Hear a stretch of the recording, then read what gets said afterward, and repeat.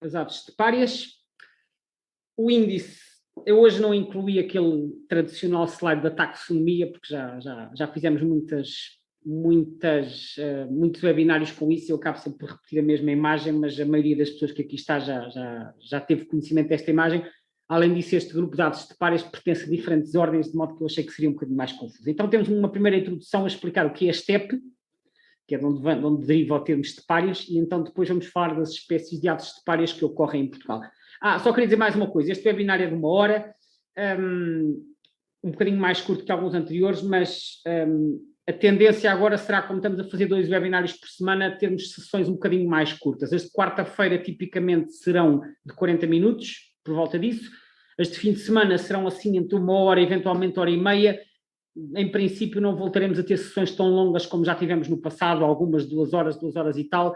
Não estou a dizer que pontualmente não possa acontecer, mas a tendência então será termos assim mais sessões, mas sessões mais curtas, assim com temas um bocadinho menos abrangentes para também ser mais fácil de digerir toda a informação que é apresentada. Portanto, a norma passará um bocadinho a ser esta, de termos sessões um bocadinho mais curtas.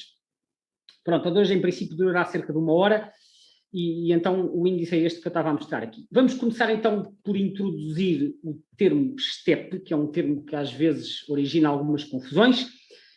A estepe, o que é a estepe? A estepe, em geografia física e botânica, isto eu encontrei esta definição, estepe, que vem do russo steppe, que escreve-se com esta grafia, com o alfabeto russo, é uma formação vegetal de planície sem árvores, composta basicamente por herbáceas. Herbáceas, tanto que são ervas, são plantas não lenhosas de muito pequena dimensão.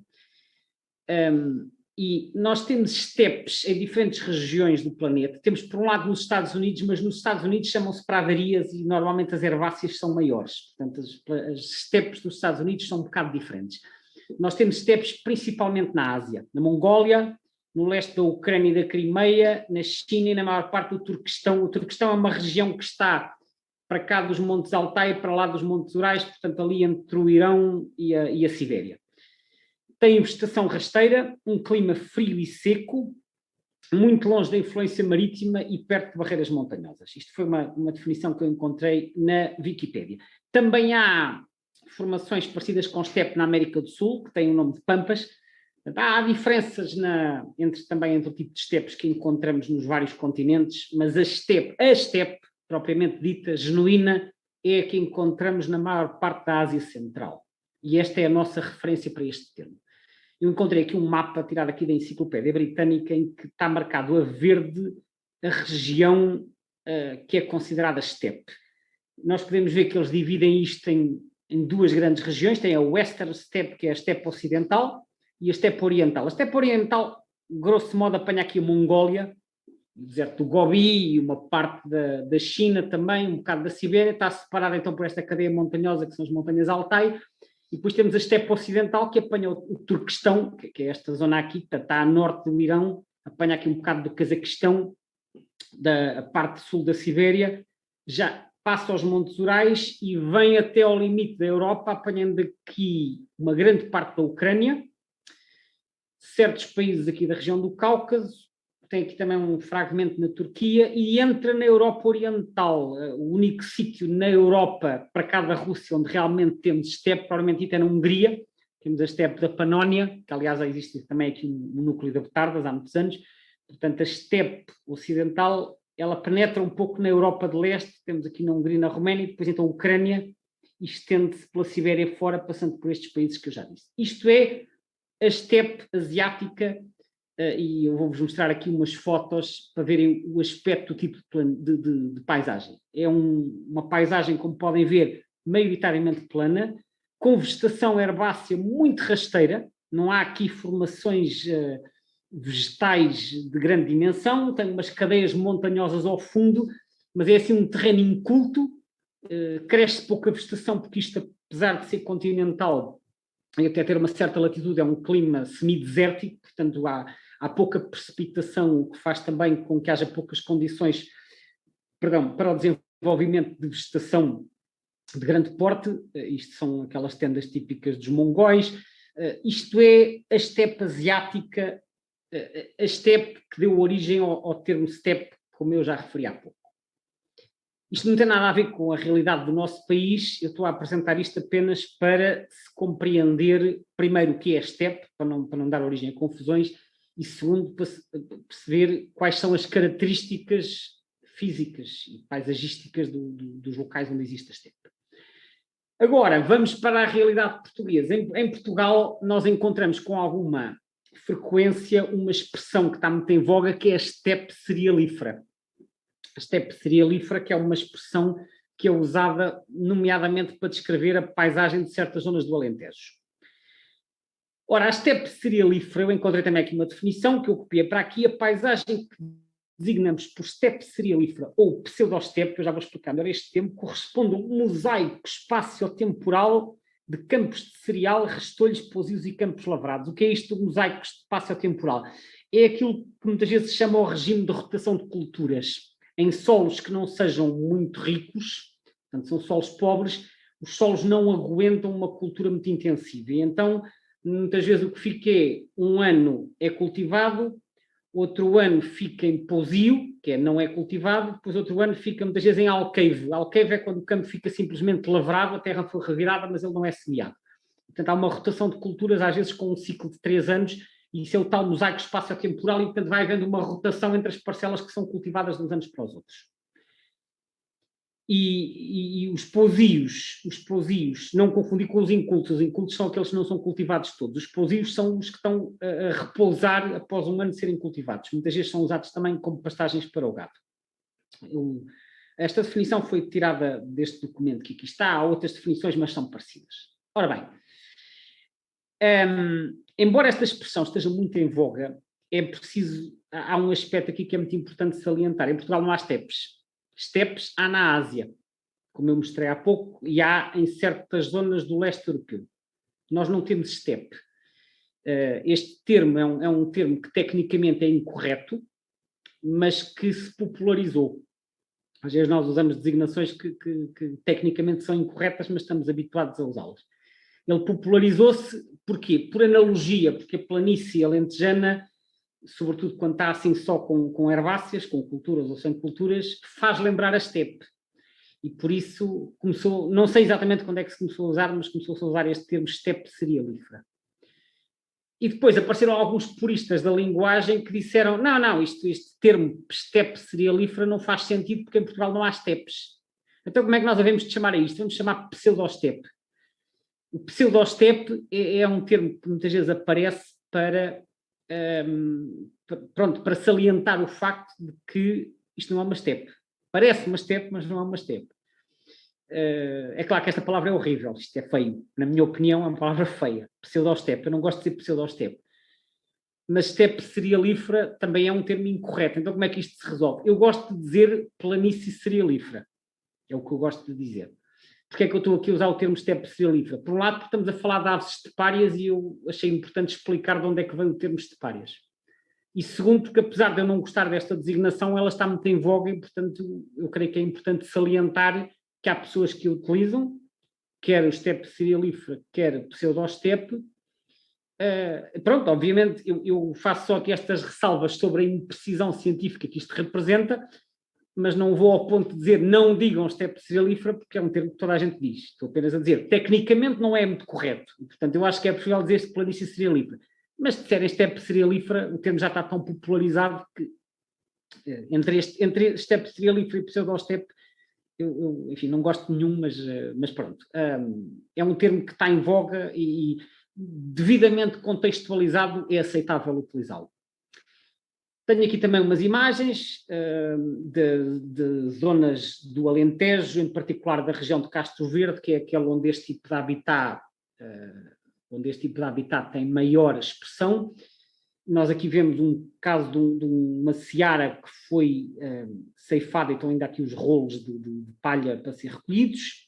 Aqui um terreno inculto, este aqui não está cultivado, tem herbáceas e alguns arbustos, e aqui um que aparentemente está em pousio, porque notam-se aqui as marcas das culturas.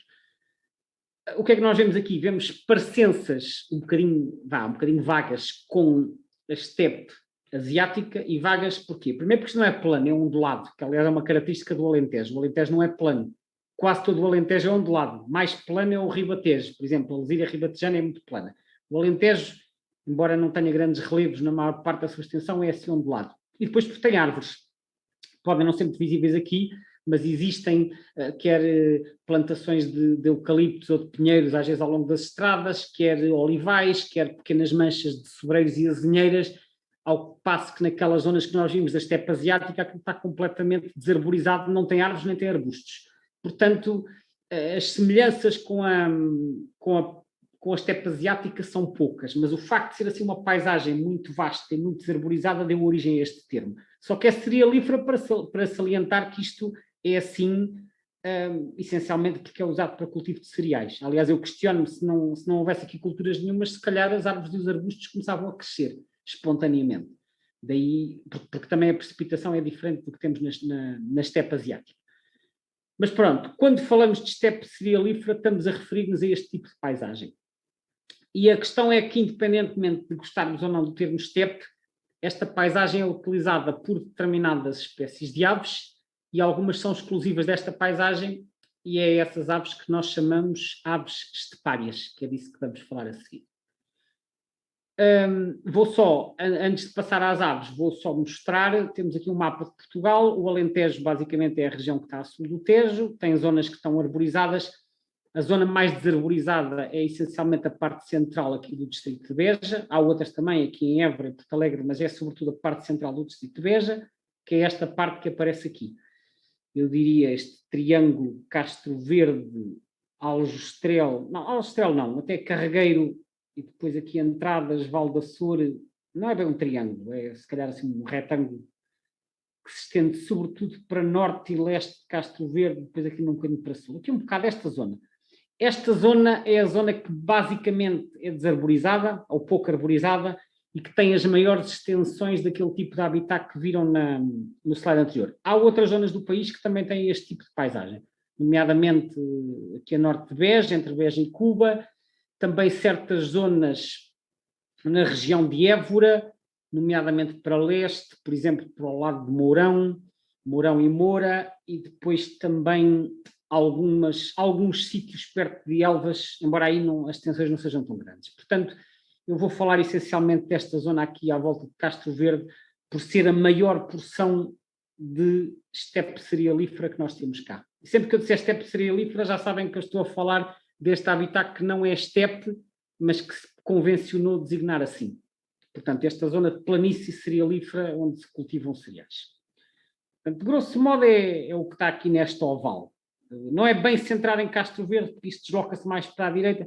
Digamos que este triângulo Castro Verde, entradas São Marcos, está no coração desta planície cerealífera. E depois toda esta zona à volta também faz parte.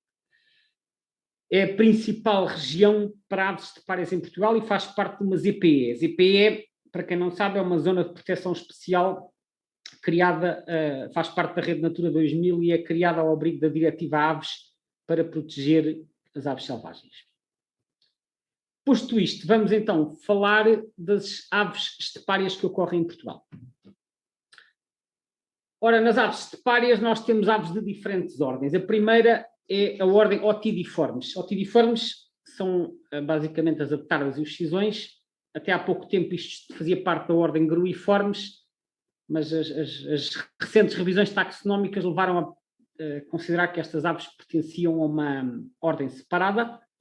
Elas pertenciam a uma única família, que é a família Otididae, e em Portugal temos duas espécies. Basicamente é a aptarda e é o cisão. São os dois únicos representantes, quer em Portugal, quer aliás na Europa. Há outras espécies de aptardas e cisões no mundo, mas nenhum deles ocorre na Europa. Há no Norte da África, há no Médio Oriente e depois há noutros continentes. Bem, a aptarda é a ave mais pesada da Europa. Se não me engano, o macho acho que chega a pesar 16 quilos. É assim, uma ave de grande dimensão, com cerca de 1 metro e tal. Os machos são maiores que as fêmeas.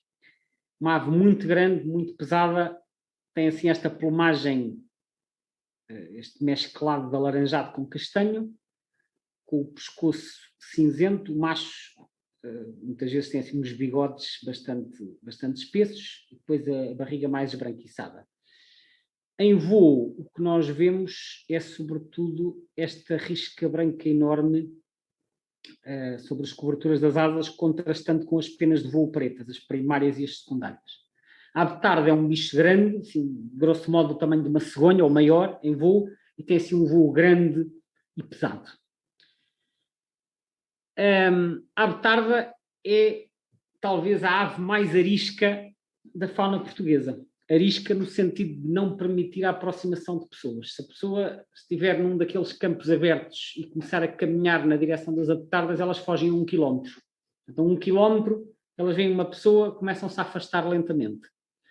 Se a pessoa se aproximar de carro, quando isso é possível, de carro às vezes consegue-se aproximar a 400 ou 500 metros. Não é muito fácil aproximar-nos a menos do que isso.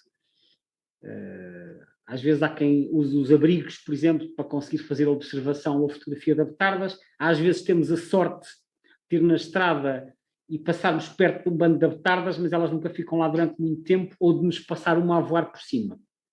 Mas é um bicho que normalmente se vê a grande distância. Por outro lado, como elas frequentam espaços abertos, normalmente estão à vista, vê-se é longe. O nome científico é Otis tarda. As ave tardas em Castro Verde concentra-se a quase totalidade da população de ave tardas portuguesas. Tem havido censos todos os anos. Eu penso que, de acordo com os últimos censos, andam por lá 700, 800 ave tardas. A população tem-se aguentado relativamente bem. Eu acho que até tem aumentado nos últimos anos nessa região, mas no resto do país não. No resto do país tem estado a diminuir. Havia ave tardas na Beira Baixa, já não há. Penso que havia no Alto Alentejo, ao pé de Elvas, não sei se ainda há. Havia um pequeno núcleo perto de Évora e outro perto de Mourão. Se há, são muito poucas. Portanto, elas têm estado a aguentar-se bem em Castro Verde. No resto do país têm estado a diminuir e a desaparecer. Portanto, a nível nacional, a situação não é famosa. Nos meses de verão, as ave tardas de vez em quando aparecem noutros sítios onde não nidificam. Em particular na Lesíria do Tejo, que é um sítio clássico. Sempre que alguém encontra uma ave tarda em julho ou em agosto na Lesíria do Tejo, faz uma festa, e realmente não é um sítio muito habitual, mas quase todos os anos aparece lá uma ou duas em julho ou agosto. Eu penso que são indivíduos em dispersão. Elas podem vir de Castro Verde ou então podem vir de Espanha, onde também há muitas. E às vezes aparecem noutros locais, às vezes até em locais bastante inesperados. Por exemplo, há uns anos apareceu uma ao pé de Moimenta da Beira, no distrito de Viseu, e no passado também já apareceram no Planalto da Mourela, que fica na Serra do Gerês, sempre no verão. É a altura da dispersão das ave tardas. Portanto, é aquilo que podemos esperar em relação a esta ave. Mas o melhor sítio continua a ser a região de Castro Verde. Depois temos o parente mais pequeno da ave tarda, que é o cisão. O cisão é uma espécie de ave tarda em miniatura. Aliás, em inglês, a ave tarda chama-se Great Bastard e o cisão chama-se Little Bastard. O cisão, o macho, em plumagem nupcial, tem este aspecto castanho, depois tem este pescoço preto com estas riscas brancas e a cabeça cinzenta. Mas ele tem metade do tamanho da ave tarda. É muito mais pequeno e a voar. A voar tem também a risca branca, só que tem um voo muito mais rápido, parece quase um pato a voar. Tem umas batidas muito rápidas, enquanto que a ave tarda tem uma batida lenta, parece a cegonha. Temos aqui o macho a voar. Quando passa um bando de cisões a voar, normalmente nós ouvimos um assobio, assim uma coisa. E este som é o ar a passar por aqui, porque ele tem, salvo erro, é a quinta primária, a contar de fora. Eu acho que a primeira é pequenina, a segunda, a terceira, a quarta, a quinta. Esta primária é mais curta, cria aqui um buraco. E este buraco faz que, quando ele bate as asas muito depressa, o ar a passar por ali faz uma espécie de um silvo. E é frequente ouvirmos este silvo quando os cisões passam por cima, que é exatamente o efeito da ausência ou desta primária mais curta. Aqui há tempos havia alguém que colocou uma foto de umas aves, estava-se a discutir se era à tarde, se eram cisões, porque ambos têm a risca branca em voo e às vezes quando vemos uma foto em voo não temos noção da escala. Mas há aqui um aspecto muito importante. O cisão tem as secundárias brancas. As secundárias, para quem não sabe, são estas penas interiores das aves. As primárias são as de fora, as secundárias são as de dentro. As ave tardas têm as secundárias escuras e só a risca branca em cima. O cisão tem as secundárias totalmente brancas, que é o que nós vemos aqui. Portanto, os machos com mais fêmeas. Portanto, macho é castanho, com o pescoço preto, tem aqui estes dois colares brancos. Em voo tem a risca branca na asa e a quinta primária é mais curta, vê-se também ali na outra asa. Portanto, isto não é nenhuma falha, é mesmo assim. O cisão tem a quinta primária mais curta. O nome científico é Tetrax tetrax. A fêmea, isto era o macho, a fêmea é assim mais castanha. É mais uniforme, tem este pescoço comprido, mas atenção que o macho invernal fica igual à fêmea. Portanto, o macho só fica com aquelas cores na época dos ninhos. Depois, a partir do final do verão, fica igual às fêmeas e os cisões juntam-se em bandos que podem juntar algumas dezenas e nessa altura são todos iguais. Portanto, toda castanha é uma ave, não é muito grande, eu diria que é do tamanho de uma pequena garça, tipo de uma garça branca pequena, embora tenha o pescoço mais espesso. E então no inverno os machos assemelham-se às fêmeas. O nome científico é também Tetrax tetrax. Bem, a situação do cisão em Portugal é muito preocupante. Bem mais preocupante que a da betarda. Aliás, quando eu comecei a ver aves há 30 anos, era incomparavelmente mais fácil ver cisão do que a betarda. Havia cisões com frequência e a betardas era difícil de encontrar. Hoje é o contrário. Hoje ver a betardas, por exemplo, em Castro Verde é relativamente fácil. Tu vai a Castro Verde e vê a betardas facilmente. É muito fácil não ver cisão porque o número de cisões, a população está em queda acentuada. E não é só cá, é também em Espanha, e eu não sei muito bem qual é o futuro do cisão. Um dia destes faço um webinário sobre os cisões para explicar melhor a situação.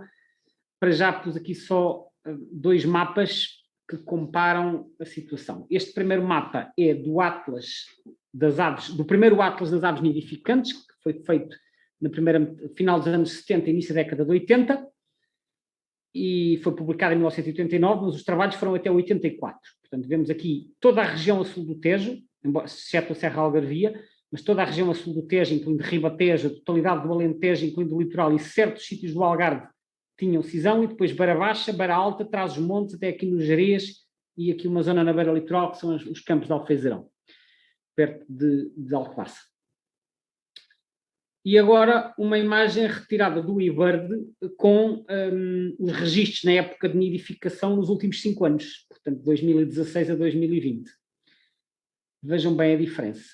A norte do Tejo, a espécie praticamente desapareceu. Há aqui um registro na Beira Baixa, de resto, é o deserto. Desapareceu da beira litoral, da beira baixa, da beira alta, de Trás-os-Montes.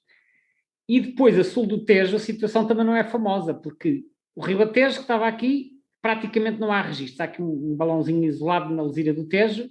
No distrito de Porto Alegre, que é o Alto Alentejo, tinha o distrito todo, agora só tem aqui metade. Desapareceu da parte norte, desapareceu da parte oeste, resta aqui um núcleo. Nos distritos de Évora e Beja vai-se aguentando, mas desapareceu do litoral alentejano também. Eu só pus os registros de primavera porque este mapa também só tem registros de primavera. Portanto, desapareceu do norte, desapareceu do centro, desapareceu do Ribatejo, do Val do Tejo, desapareceu do Val do Sado, daqui de todo o litoral alentejano, e mesmo no Algarve, havia aqui um registro ao pé de Faro, havia aqui registros em Alcotim, nesta zona que não se percebe bem se é Alentejo, se é Algarve, seja como for, havia mais registros no Algarve do que há agora. Portanto, o que podemos ver aqui é que a área de cisão encolheu imenso. E não só a área encolheu, os números caíram imenso. Houve um projeto Live Cisão que tentou de alguma forma salvaguardar esta espécie, mas infelizmente a espécie tem continuado a diminuir. Em Espanha houve uma diminuição brutal, isto provavelmente tem a ver com a alteração das práticas agrícolas e, portanto, o cisão neste momento está numa situação mais complicada em termos de conservação do que a betarda. Depois, um dia destes, voltaremos ao tema para ver mais em detalhe, mas eu não quis deixar de colocar, já que isto é uma das espécies estepárias por excelência, eu não quis deixar de colocar aqui esta informação para poderem ter a noção da situação enfim, preocupante em que esta espécie se encontra. Aliás, eu até sei, por parte de observadores que moram aqui nesta zona, que mesmo noutras épocas do ano, o cisão, desde há 4 ou 5 anos, desapareceu completamente do Nordeste. Já não há registros aqui há vários anos. Portanto, não sei muito bem se podemos esperar um regresso da espécie nos próximos anos. E para já é ver também o que é que acontece aqui nesta região que tem o grosso, a maior fatia da população nidificante. Bom, deixamos o cisão, passamos para os cortiçóis. Os cortiçóis são da ordem Pterocliformes ou Pteroclidiformes, é uma grafia alternativa. Esta ordem tem uma única família, que é Pteroclidae, e que são os cortiçóis. São 16 espécies distribuídas por todo o mundo, na Europa, em África, em Madagascar e na Ásia. Em Portugal há 2 espécies de cortiçóis. O cortiçol de barriga preta, os cortiçóis são do género Pteróculos, e o cortiçol de barriga preta é a espécie Pteróculos orientalis, e há o cortiçol de barriga branca, que é o Pteróculos alcata. São as 2 espécies que temos cá, são também as 2 únicas da Europa. Como eu disse, pterocliformes ou, tem aqui a nota, pteroclidiformes. O cortiçol de barriga preta, temos aqui 2 imagens, à esquerda temos o macho e à direita a fêmea. São aves assim rechonchudas, com umas patas muito curtas, o que faz com que elas, quando estão pousadas, estão quase a arrasar o chão, são ligeiramente maiores que um pombo, com um pescoço não muito longo, assim, moderadamente longo, sendo que o macho é assim mais colorido, tem aqui esta mancha cor de laranja e tem umas malhas maiores por cima, a fêmea é mais creme, ser pintada de preto. E quando estão a voar, e esta é a característica mais identificativa, nota-se muito bem a barriga preta a contrastar com as asas brancas. E essa é a parte que torna mais fácil identificar a espécie. O nome científico, como eu disse, é Pteróculos orientalis.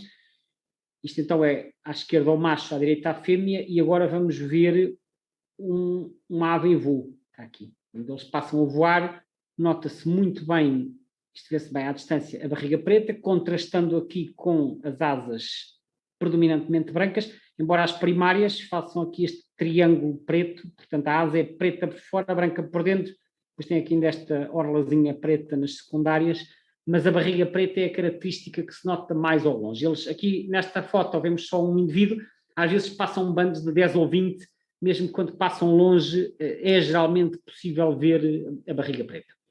O cortiçol de barriga preta ocorre em números razoáveis naquela zona de Castro Verde e Mértola. Penso que a população nessa zona andará pelos 500 indivíduos, aproximadamente. Há pequenos núcleos noutras zonas do Alentejo, mas de muito menor dimensão, também na zona de Évora, há em Mourão. No passado havia na Beira Baixa, eu cheguei a vê-los na planície de Adanha Nova há muitos anos, mas creio que já não há na Beira Baixa. E aparecem no extremo norte do Algarve, na zona de Alcoutinho, que confina com o concelho de Mértola, onde também há a espécie. Portanto, esta é a situação do cortiçol. Eu penso, de acordo com os dados que eu tenho, penso que a situação dele está razoavelmente estável, pelo menos ali no núcleo central de Castro Verde, que, como eu disse, é a melhor região do país para observar aves estepárias. Depois temos o cortiçol de barriga branca. Este cortiçol em Portugal é muito mais raro. Como o nome indica, não tem a barriga preta, tem a barriga branca, podemos ver aqui. Tem também as penas centrais da cauda muito longas, que lhe dão assim este aspecto. E quando está pousado, vemos, tem aqui estes vários colares, tem a face amarela, e depois tem o peito vermelho, e tem aqui estes colares pretos, tem aqui esta parte mais esverdeada, portanto até há aqui um contraste de cores, embora não sejam cores muito vivas. E depois a barriga branca, cá está, que é aquilo que lhe dá o nome. Por cima é assim mesclado. E tem a cauda longa, como eu disse. Em Portugal este cortiçol é muito raro, conhece-se apenas um núcleo e ele é de muito reduzidas dimensões, é na Beira Baixa, perto do Tejo Internacional. Este núcleo confina com uma zona em Espanha onde também há ou havia uma população razoável desta espécie, que eu não sei se subsiste, e portanto na Beira Baixa há um pequeno núcleo desta espécie, perto da zona chamada Tejo Internacional. De resto, o cortiçol de barriga branca é muito raro em Portugal. Há registros dispersos no Alentejo, de vez em quando surge uma observação de 1 ou 2, mas são eventos esporádicos, eu penso que sejam indivíduos vindos em dispersão, possivelmente de Espanha. Sei de registros em Mourão, em Castros Marim e em mais 1 ou 2 sítios, mas são realmente coisas muito ocasionais. Não há nenhuma população estável a sul do Tejo, que se saiba. O nome científico, então, é Pteróculos alcata. Depois, para além das otidiformes e dos pteroculiformes, temos outras aves que aparecem também na planície cerealífera. Só que as 4 espécies que eu falei até aqui são praticamente exclusivas desse habitat. Estas que vamos falar a seguir frequentam a planície cerealífera, mas são um bocadinho mais ecléticas em relação ao habitat. Portanto, na pseudostepe, que foi a expressão agora que eu usei aqui, para salientar, em vez de estepe cerealífera, podemos dizer pseudostepe, ocorrem inúmeras aves pertencentes a outras famílias. E eu vou só destacar aqui algumas que são especialmente características. Depois há algumas aves muito genéricas, como os trigueirões, que os trigueirões ocorrem em qualquer tipo de campo de cultura quase, ou as lavercas, ou os peneireiros, já não são tão característicos. Portanto, eu vou destacar algumas aves que são especialmente características deste habitat. O grô, a calhandra real, o rolieiro, o peneireiro das torres e o alcaravão. São 5 espécies que são bastante, direi, razoavelmente frequentes neste tipo de habitat. Começamos pelo grô. O grô, que vai ser o tema do webinário de quarta-feira, dia 24. Aí vamos falar mais em detalhe da situação do grô em Portugal. O grô é uma ave do tamanho de uma cegonha, é assim cinzento, tem este enorme tufo de penas a cair pela cauda e depois tem o pescoço preto e branco com esta manchinha vermelha na cabeça. Quando estão a voar, vê-se também assim o pescoço esticado, por isso é que faz lembrar vagamente as cegonhas, pescoço longo e patas compridas, depois também umas asas longas com os dedos bem visíveis. Portanto, grande dimensão, eu estou a comparar com a cegonha, em termos de tamanho é talvez a ave que se assemelha mais, longo pescoço, cabeça preta e branca e aqui este tufo de penas na cauda. O imaturo tem a mesma dimensão, mas é mais cinzento acastanhado. Eles depois, ao longo do inverno, vão adquirindo estas cores também. O nome científico é grus-grus. O grô ocorre na planície cerealífera, mas não é exclusivo, porque eles às vezes, sobretudo na parte final do inverno, eles também vão um pouco para os montados de azinho para se alimentarem de bolotas. Portanto, eu acho que o habitat usado pelo grô começa por ser mais nas zonas abertas no início da época e depois, no final da época, começa a ir mais para as zonas mais florestadas, não zonas densamente florestadas, mas com algumas azinheiras, eles às vezes andam também ali a alimentar-se no meio das azinheiras. E depois vão dormir muitas vezes perto das barragens. Há 4 núcleos principais de grôs em Portugal. Os grôs são uma ave invernante que vem sobretudo do norte dos países nórdicos, e eles chegam no final de outubro, início de novembro e estão cá até ao fim de fevereiro. Há 4 núcleos, um no norte alentejano, no distrito de Porto Alegre, em especial na zona de Campo Maior e Arronches, ali em torno da Albufeira do Caia. Depois há um segundo núcleo nas planícies de Évora, entre Évora e Reguengos de Monsaraz. Um terceiro núcleo que é o mais importante em termos quantitativos, que é o núcleo de Mourão. Mourão que se estende até Moura e Sobral da Abiça, portanto na margem esquerda do Guadiana, ali na zona da Alqueva, quase até Barrancos. Esse é o núcleo mais expressivo. E depois um núcleo na zona de Castro Verde e Mértola. E aí eles também aparecem sobretudo na parte oriental da região. Portanto, os grôs frequentam estas zonas de planície, embora, como eu disse, não sejam exclusivos e às vezes também vão frequentar zonas com algum arvoredo. Depende um bocadinho da época. São as 4 zonas de grôs, mas a população invernante de grôs concentra-se praticamente toda no Alentejo. Depois temos a calhandra real, que é a maior cotovia aqui no sentido de ser um alaudídeo que encontramos no nosso país. A calhandra real é uma ave de espaços abertos, é um bocadinho maior que a laverca, tem um bico bastante grosso e a principal característica identificativa é este colar preto muito visível que apresenta aqui no peito, vem desde os lados do pescoço. Depois em voo nota-se a asa, por baixo da asa é preta, a parte inferior preta com uma linha branca ao lado.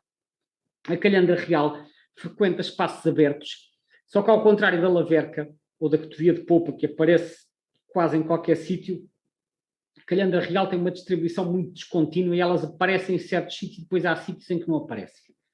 E nesta zona que eu tenho vindo a falar de Castro Verde, elas são especialmente abundantes. Portanto, é uma ave que gosta muito daquele tipo de habitat, com aqueles terrenos incultos e os pousios. Também aparecem noutras zonas do Alentejo e até aparecem em pequenos números a norte do Tejo. Há na Beira Baixa, havia, não sei se ainda há, em Trás-os-Montes, nomeadamente na zona de Miranda do Douro. Há um pequeno núcleo na Beira Alta, no Planalto de Ribacoa, mas sempre em zonas com estas características pseudo-estepárias. Portanto, castanha, maior que um pardal, com o bico espesso, e depois tem esta mancha preta bem visível no peito. Desde que se veja a ave de frente ou de lado, esta mancha preta está cá.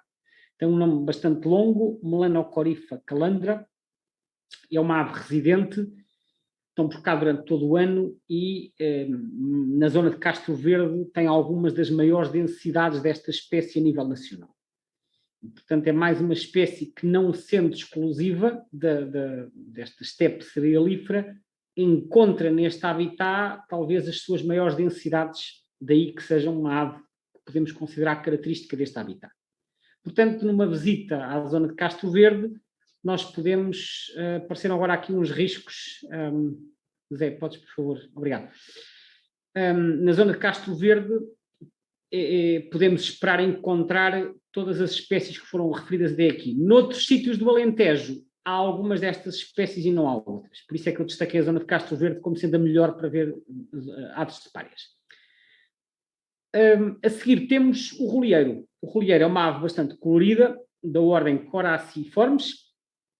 É um visitante estival que chega em meados de abril e está por cá até agosto. É uma ave muito colorida, com este tom da cabeça azul, as asas azuis e quase violetas, e depois o dorso cor de laranja e as extremidades das asas pretas.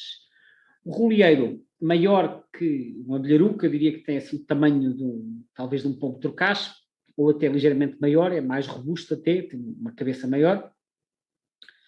Portanto, tamanho médio, tem a cabeça e o ventre, são assim azuis, o dorso alaranjado, e em voo, que já vamos ver a imagem a seguir, as asas têm estes tons azuis e violetas. O rolieiro, cujo nome científico é Coráceas garrulus, o rolieiro está numa situação parecida com o cisão, tem vindo a encolher bastante a distribuição a nível nacional. Há 30 anos ocorriam como nidificantes em Trás-os-Montes, na Beira Alta, na Beira Baixa, no Norte Alentejano e no Alentejo Central. Neste momento, eles desapareceram completamente a norte do Tejo, creio que desapareceram do Norte Alentejano, no Alentejo Central não sei se ainda resta algum casal, e a população de rolieiros atualmente está restrita quase exclusivamente à região de Castro Verde, mais uma vez. Na região de Castro Verde tem havido alguns projetos que visam a conservação desta espécie, nomeadamente através da colocação de caixas-ninho, porque os rolieiros ocupam facilmente caixas-ninho, com a dimensão adequada. Eles também nidificam em ruínas, como vemos aqui no telhado de uma casa, eles nidificam em cavidades, e portanto as espécies que nidificam em cavidades são espécies que facilmente ocupam caixas-ninho. As caixas-ninho só servem para essas espécies. As espécies que constroem um ninho em forma de taça, por exemplo, não gostam tanto de caixas-ninho. Mas os rolieiros ocupam caixas-ninho, e os projetos que têm sido feitos em Castro Verde, nomeadamente pela Liga para a Proteção da Natureza, têm permitido que a espécie se continue a reproduzir nesta zona. No resto do país, infelizmente, tal como aconteceu com os cisões e com as aptardas, tem diminuído bastante. E, portanto, o que estas várias espécies têm em comum, porque são todas espécies de habitats agrícolas, elas têm tido todas uma contração da sua área de distribuição, e isto muito provavelmente tem a ver com as alterações ao uso do solo e à intensificação da agricultura. Aqui uma imagem do rolieiro a voar, como podem ver, uma ave extremamente colorida e até com cores bastante vivas. Vemos aqui então o dorso laranja acastanhado, as asas azuis com estes tons mais violetas aqui nos ombros, nas escapulares e nas pequenas coberturas, e depois as penas de voo, as primárias e as secundárias pretas. Este é então o aspecto do rolieiro. Como eu disse, hoje em dia a região de Castro Verde é a melhor, quase a única para ver esta espécie. O rolieiro é uma ave migradora e em agosto eles aparecem em passagem noutras zonas do país, e não apenas a sul. Aparecem às vezes a norte, no litoral inclusivamente, são aves em migração, até podem vir de Espanha ou de França ou de outros países, mas não é raro encontrar rolieiros em migração, às vezes em maio, quando os ventos sopram de leste, mas principalmente em agosto. Eu diria que agosto é o melhor mês para ver rolieiros em migração. Na Lesíria do Tejo, por exemplo, na Lesíria de Vila Franca, quase todos os anos aparece por lá algum rolieiro. há 2 anos encontrei um em Lisboa, na Tapada da Ajuda, também já apareceram em Sintra, já apareceram a norte, creio que perto de Esposende, se a memória não me falha, e noutros locais, já apareceram no Planalto da Mourela há muitos anos, podem aparecer em qualquer lado, no Algarve também, portanto, roleiros em migração são um avistamento regular. Em termos de nidificação, é na região que eu referi. Agora, vamos ver uma pequena ave de rapina, que é o peneireiro das Torres. O peneireiro das Torres, que é o falco naumani, é uma versão ligeiramente mais pequena do vulgar peneireiro falco tinúnculos. Peneireiro das Torres, temos aqui um macho pousado e aqui um macho voar. Ele é muito parecido e às vezes à distância pode ser difícil de distinguir do peneireiro vulgar. Este peneireiro também tem o nome de peneireiro de dorso liso. E porquê? Porque ele não tem pintas por cima. Toda esta parte é completamente lisa. O peneireiro vulgar é a ser pintado, com pintas pretas, e normalmente também tem um pequeno bigode, que este aqui praticamente não tem. Depois, outra característica desta ave é esta barra acinzentada aqui nestas grandes coberturas. Que esta barra aqui é um bocadinho ténue, o que me leva a pensar que isto seja um macho de segundo ano, não é um macho adulto, porque os machos adultos normalmente têm esta barra bastante mais contrastada. Portanto, isto é provavelmente um macho imaturo. Uma terceira característica que é muito útil para identificar esta espécie, e isto aplica-se tanto a machos como a fêmeas, são as garras brancas, podem ver aqui. O peneireiro vulgar tem as garras escuras. O peneireiro das Torres tem as garras brancas. É claro que isto só se vê muito perto, e mesmo em fotografias só se vê quando se conseguir ver bem este pormenor. É claro que convém ter sempre alguma cautela, sobretudo nestas espécies de mais difícil identificação, não devemos olhar só para uma característica. Um peneireiro vulgar com lama seca nas garras, as garras podem parecer claras, portanto, convém olhar mais do que uma característica. De qualquer forma, é bom ter noção que as garras claras são uma das características que distingue esta espécie. Por fim, em voo, notamos que a ave é muito mais clarinha por baixo, às vezes há uns indivíduos praticamente brancos, sem pintas, e depois outra característica é as duas penas centrais da cauda são mais salientes, dando assim à cauda um ar de um biquinho no centro. Portanto, estas são as várias características que nos podem ajudar a identificar esta espécie. Portanto, é um pequeno falcão parecido com o peneireiro vulgar. Destacam-se as garras claras, o macho sem pintas no dorso, a fêmea tem pintas. A fêmea é muito parecida com o peneireiro vulgar e distingue-se sobretudo aqui pela cor das garras, será uma das minhas características. E então com estas coberturas azuladas. O nome científico é falco naumani. Este falcão, ao contrário do tinúnculos, é migrador, portanto inverna em África. Eles vêm nidificar em Portugal, chegam cedo, chegam em meados, finais de fevereiro, já cá devem estar, depois vão-se embora, creio que em agosto. Este falcão passou por uma fase extremamente complicada, tiveram em vias de desaparecer em Portugal, porque havia muitos nos anos 50 e 60, relatos históricos dizem que em Évora eram tão abundantes como as andorinhas, e em certas cidades de Espanha ainda se vê muitos peneireiros das Torres. Eles sofreram muito em Portugal, como em Espanha, em grande parte devido aos pesticidas. Segundo um livro que eu tenho já escrito há alguns anos, em Espanha a população terá caído de 100 mil casais para cerca de 5 mil, uma coisa dessa ordem de grandeza, e em Portugal diz no primeiro Atlas que a maior colónia que havia era no Algarve, era em Castros Marinho.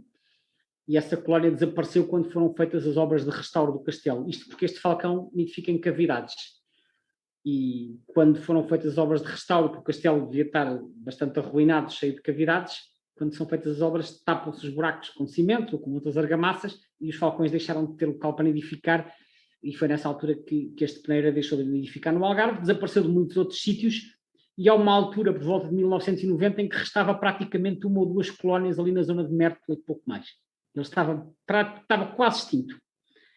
Depois, entretanto, foi feito um enorme projeto de recuperação em Castro Verde, que, entre outras, visou esta espécie, e a espécie recuperou bastante, quer devido à colocação de caixas de ninho, quer devido à criação de outros locais de nidificação em edifícios agrícolas abandonados, por exemplo, e eu penso que atualmente conta com 500 casais, e já nidificam noutras regiões do Alentejo, mais para norte, em Beja, creio que é no distrito de Évora, não sei precisar os locais, e até no norte alentejano, no distrito de Porto Alegre, creio que em Arronches, se não me engano.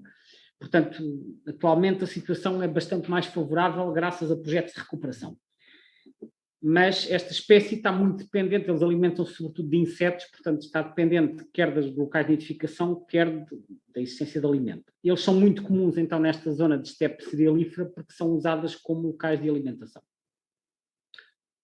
Por fim, temos o alcaravão. O alcaravão, não sendo uma espécie exclusiva deste tipo de habitat, porque eles também ocorrem, por exemplo, no Algarve ocorrem em zonas dunares ou em zonas de salinas, mas no Alentejo o habitat preferencial do alcaravão é exatamente estas zonas, por exemplo, de pousio ou de terrenos incultos com vegetação não muito elevada, que eles depois utilizam para nidificar, porque eles põem os ninhos, fazem os ninhos diretamente no chão, que é onde depositam os ovos. É uma limícola, embora seja terrestre, é uma limícola assim, de média dimensão, quase do tamanho, eu diria, de um pato real, ou perto disso, castanho, tem este ar críptico que faz com que ele se confunda facilmente com a paisagem envolvente.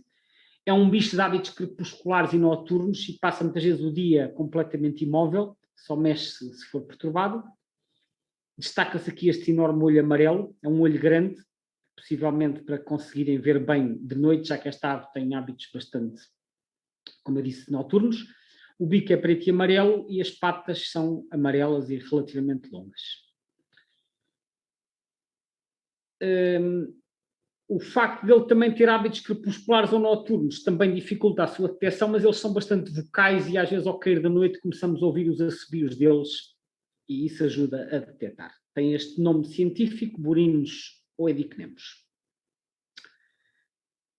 Isto era o elenco de espécies que eu tinha para apresentar relativamente às espécies mais características destas zonas de planície cerealífera. Há outras que também frequentam, embora não sejam exclusivas, como por exemplo o tartaranhão caçador, é bastante frequente nas planícies, nos campos de cereal, embora no norte do país também ocorram em zonas de matos de altitude, por exemplo.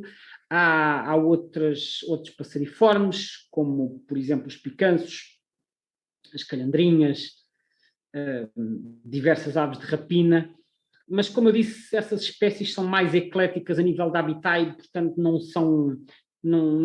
são tão ligadas à planície cerealífera. Estas cinco espécies, mais os dois cortiçóis e mais a tarda e o cisão, são talvez aquelas espécies que é mais fácil encontrarem na região de Castro Verde por comparação com outras zonas do país. Para terminar, queria fazer uma referência aos projetos de conservação que têm havido dirigidos especificamente a este grupo de aves. São dois projetos LIFE, que são projetos de conservação da natureza financiados pela União Europeia. Temos, por um lado, o LIFE Estepárias, que é um projeto desenvolvido pela Liga para a Proteção da Natureza e que teve lugar nas estepes cerealíferas do Baixo Alentejo, portanto, ali na região de Castro Verde. A sede da LPN ali na zona está ao pé está numa herdade chamada Val Gonçalinho, que fica perto de Entradas, no concelho de Castro Verde, e este projeto visou essencialmente a ave tarda, o cisão e o peneireiro das torres nesta região de Castro Verde. Tem um site oficial que podem obter mais informação sobre o que foi feito no âmbito deste projeto, que é o lifesteparias.lpn.pt. O outro projeto, que também é um projeto LIFE, foi desenvolvido pela CEPEIA, juntamente com o ICNF e com mais alguns parceiros, que foi o projeto Life Cisão. Este projeto, embora também visasse secundariamente a ave tarda e outras espécies, foi especificamente dirigido ao cisão. Teve vários locais de atuação, eu não tenho presente todos os que foram, sei que uma das zonas de intervenção era na zona de Moura, creio que havia outras, mas não tenho a certeza dos detalhes. Como eu referi há pouco, o cisão tem vindo a diminuir e apesar dos esforços deste projeto, até ao momento não foi ainda possível inverter esta tendência descendente, portanto, possivelmente será necessário fazer mais projetos dirigidos ao cisão, que todas estas estepárias é talvez a que está numa situação mais complicada. Tem aqui um site, life-cisão.cepeia.pt, é o site onde se pode encontrar mais informação sobre este projeto. Não sei, neste momento, se há mais projetos em curso dirigidos a estepárias, estes dois são os que eu tenho conhecimento, por exemplo, o Life Cisão. Sei que a Liga para a Proteção da Natureza continua a desenvolver atividade em Castro Verde e é provável que no futuro venha a haver outros projetos, porque todas estas aves, como eu disse, ligadas a meios agrícolas são vulneráveis à intensificação da agricultura, pelo que isso pode significar, quer a nível da alteração do habitat, quer a nível de diminuição de recursos alimentares, nomeadamente invertebrados de que elas se alimentam. E chegamos então ao fim da apresentação.